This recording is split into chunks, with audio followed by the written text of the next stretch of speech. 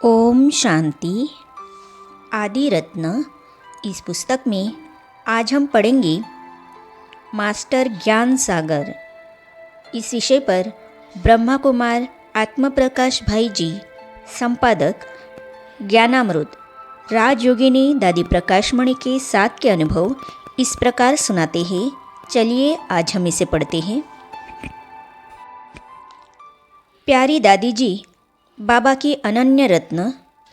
मुरब्बी बच्चा तो थी ही, परंतु पुरुषार्थ करते करते हमारे देखते देखते वे बाप समान बन गई। आप कहेंगे कैसे? देखिए, प्यारे बाबा गुणों के सागर है, वे ज्ञान के सागर है। दादी जी में भी ज्ञान कूट कूट कर भरा हुआ था। बाबा ने उनको चुना जापान में शांति का संदेश देने के लिए। उनमें वो योग्यता थी कि आत्माओं के प्रश्नों के उत्तर दे सके, उन्हें संतुष्ट कर सके। सारा जीवन वे ज्ञान रत्न बांटती रहीं। अंत में भी उनके प्रश्न उत्तर हम सभी ने पढ़े हैं। कितने सार गर्भित उत्तर वे अस्वस्थ शारीरिक हालत में भी देती रही है। उनमें ज्ञान की पराकाष्ठा थी। वे मास्टर ज्ञान सागर थी। प्यारे बाबा पवित्रता के सागर है, तो दादी जी ने भी सारे जीवन में कभी झूठ तक नहीं बोला। यह किसकी निशानी है? असीमित पवित्रता की। झूठ भी नहीं बोला, अन्य बातें तो दूर की रही। यह बहुत बड़ी आश्चर्यकारी धारणा है, सबके लिए सुखदायिनी। पवित्रता के बल से त्वचा और चेहरा चमकता है। दादी जी का चेहरा अंत तक प्रकाश की किरणें विकीर्ण करता रहा। प्यारे बाबा शांति के सागर है। 50 वर्षों के सानिध्य में हमने कभी दादी को अशांत, उदास नहीं देखा। सदा मुस्कुराते हुए देखा। बाबा प्रेम के सागर है, तो दादी जी भी प्रेम की देवी थी। भगवान सुख के सागर है, तो दादी जी सदा सबके लिए सुखदायिनी थी। कभी स्वप्न मात्र, संकल्प मात्र भी न दुख लिया न दिया। भगवान आनंद के सागर है, तो दादी जी को भी हमने सदा अतीन्द्रिय आनंद में मगन देखा। भगवान सर्व शक्तियों के सागर है, तो दादी जी सर्व शक्तियों की अधिष्ठात्री देवी थी। आध्यात्मिक शक्तियाँ उनके हर कर्म से झलकती थी। इन्हीं शक्तियों के बल से वे हर असंभव दिखने वाली बात को संभव बना लेती थी। इस प्रकार दादी जी गुणों की धारणा में बाप समान बन गई। तुम निश्चिंत रहो। हमने मम्मा बाबा की भी खूब पालना ली, परंतु कभी यह नहीं सोचा था कि साकार में इनसे अलग होना पड़ेगा। दादी जी निमित्त बनी, तो दादी जी से भी भरपूर पालना, प्यार, मार्गदर्शन मिलता रहा। दादी जी के संग बीते मधुर क्षण अब रह रहकर याद आ रहे हैं। एक बार मैं दादी जी के साथ बैठा था। मैंने कहा, दादी, हम तो बाबा के बड़े भोले बच्चे हैं। बाबा के बड़े बड़े महारथी बच्चे हैं। बड़े बड़े भाषण करने वाले भी हैं। मैं तो नहीं कर सकता। दादी जी यह सुनकर आधा मिनट के लिए मौन सी हो गई। फिर बोली, नहीं आत्मा, नहीं, तुम बहुत समझू हो। इतना बड़ा कारोबार कैसे चलता है? समझ है तभी तो चला रहे हो ना। मैंने कहा, दादी, यह तो ऊपर वाला चला रहा है। दादी ने तुरंत कहा, यही तो समझ है। यह समझना कि सब ऊपर वाला चला रहा है, वास्तविक समझ यही है। मैंने कहा, दादी जी, जब प्रेस प्रारंभ की थी तो कई लोग कहते थे, देखना यह समस्या आएगी, वह समस्या आएगी, और प्रेस के संबंध में कई बातें आती भी है, परंतु ऊपर वाला पता नहीं कैसे चाबी घुमाता है। सब कुछ स्वतः ही ठीक हो जाता है और छपाई का कार्य निर्विघ्न चलता रहता है। दादी ने कहा, तुम निश्चिंत रहो।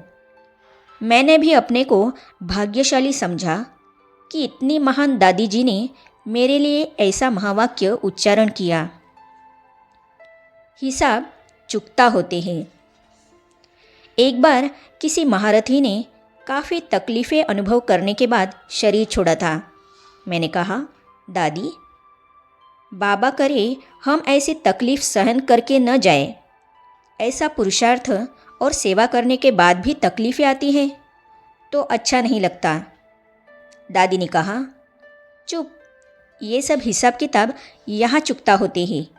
बाबा ने कहा है, पालिश होती है।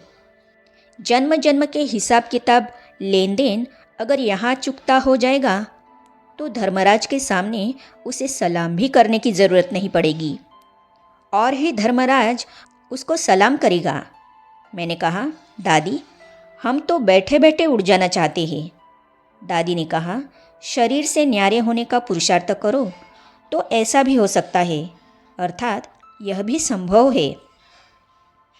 बिन मांगे सब देने वाली।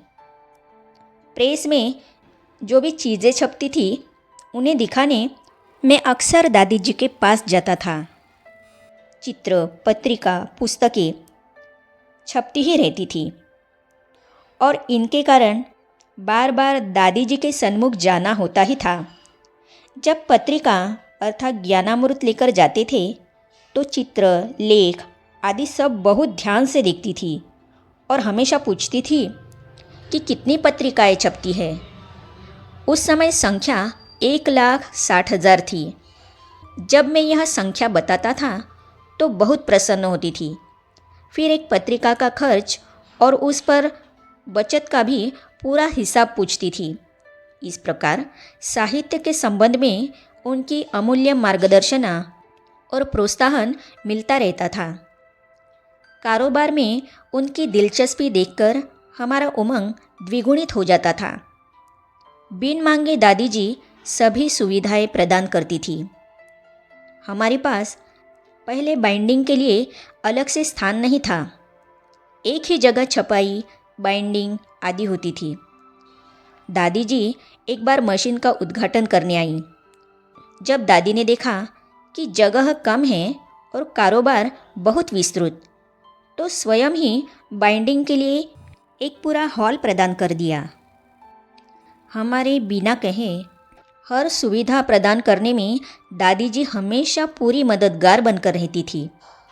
दादी जी के वरदानी बोल आज जीवन का आधार बनकर इसे निर्विघ्न आगे बढ़ा रहे हैं और आगे भी बढ़ाते रहेंगे।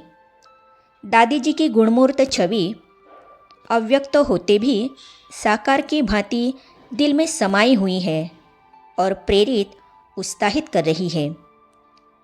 आगे हम पढ़ेंगे, तुम किसकी आशा हो।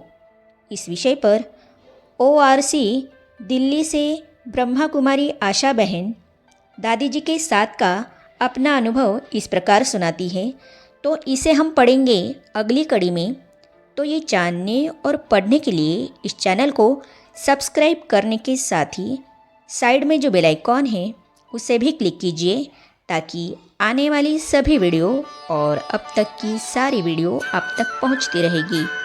ओम शांति।